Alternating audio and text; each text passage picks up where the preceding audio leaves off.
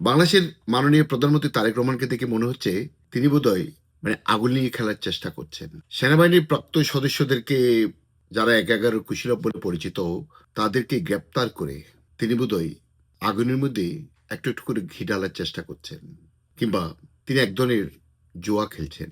মনে রাখতে হবে, প্রধানমন্ত্রী হবার কয়েক বছর আগে থেকে তিনি প্রতিশোধের রাজনীতির বিরুদ্ধে কথা বলতেন।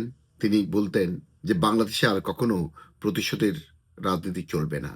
কিন্তু গত সংসদ নির্বাচনে যে ভাগাভাগি নির্বাচনটা হয়েছে, সেখানে ২/৩ আসন পাওয়ার পরে তার মাথাপতি সম্ভবত বিগড়ে গেছে। তাই ইউনূসের অবৈধ শাসনের নির্বাহী আদেশে দেওয়া আওয়ামী লীগের কার্যক্রম নিষিদ্ধের যে প্রজ্ঞাপনটা, সেটাকে আইনে পরিণত করার উদ্যোগ নিয়েছেন তিনি। কিন্তু মাননীয় প্রধানমন্ত্রী, আপনি কিন্তু ভুলে যাবেন না, আওয়ামী লীগ কিন্তু কোনো ভুইফোর দল নয়। আওয়ামী লীগের যে কর্মী সাধারণ আছেন, তারা এই দলটিকে নিজ নিজ ধর্মের মতো করে লালন করেন, বিশ্বাস করেন। মাননীয় প্রধানমন্ত্রী, আপনি ২৫শে ডিসেম্বর ২০২৫ সালে দেশে এসে যে প্রথম জনসভাটি করেছিলেন, সেখানে বলেছিলেন, I have a plan for my people, for my country, যদি আমি ভুল না করে থাকি।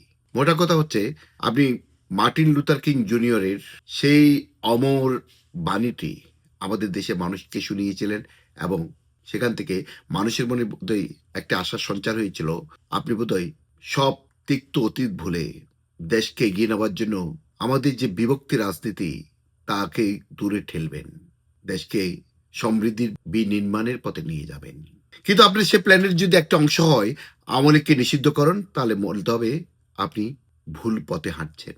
আপনার ভুলে যাওয়া উচিত নয়, ২০০১ সাল থেকে ২০০৬ সাল পর্যন্ত আপনার বন্ধুমহল, বিশেষত গিয়াস আল মামুন, লুৎফুজ্জামান বাবর, আব্দুল সালাম পিন্টুরা আপনাকে ভুল পথে চালিত করেছিল।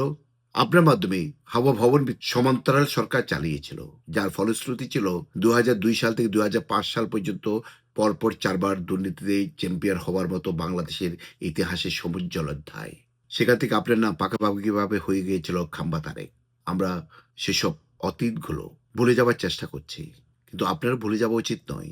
১৯৬৫ সালে আইয়ুব খান সরকার, পাকিস্তানের তৎকালীন লৌহ শাসক, আওয়ামী লীগকে নিষিদ্ধ করেছিল, যার ফলশ্রুতি ছিল ১৯৬৬ সালের ৬ দফা আন্দোলন ভিত্তিক তীব্র গণ আন্দোলন।